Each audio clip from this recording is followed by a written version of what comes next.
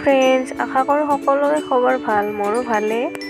মোৰ চেনেল পাকঘৰত আকৌ এটা নতুন ৰেচিপি লৈ আপোনালোকক পুনৰবাৰ স্বাগতম জনাইছোঁ। মই আজি আপোনালোকৰ বাবে লৈ আহিছোঁ এটা নতুন ৰেচিপি।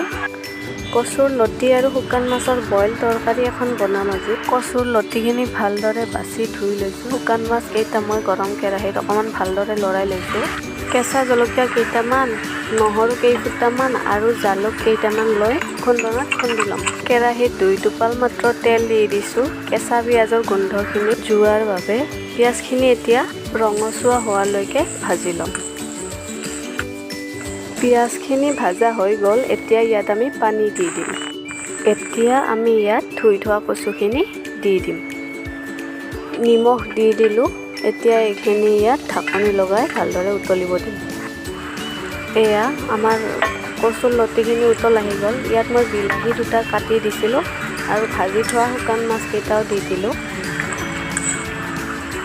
এয়া চাওক, আমাৰ কচুৰ লতিৰ পানী প্ৰায় শুহিয়ে গৈছে আৰু কচুৰ লতিখিনিও ধুনীয়াকৈ সিজি গৈছে। এয়া চাওক কি ধুনীয়া সিজি গৈছে। আপোনালোকেও এদিন বনাই খাবচোন মই দেখুওৱাৰ ধৰণে। খাই কেনেকুৱা লাগে মোক কমেণ্টত জনাব। ভাল লাগে কিন্তু গাইছ, এনেকৈ খাই এদিন খাই চাব। মোক মানে এইটো আমাৰ ৰুমৰ ওচৰৰ মণিপুৰী বাইদেউ এজনীয়ে শিকাইছিল, ৰেচিপিটো দেখুৱাইছিল। খাই টেষ্ট কৰি চালোঁ যে খাই ভাল লাগিল।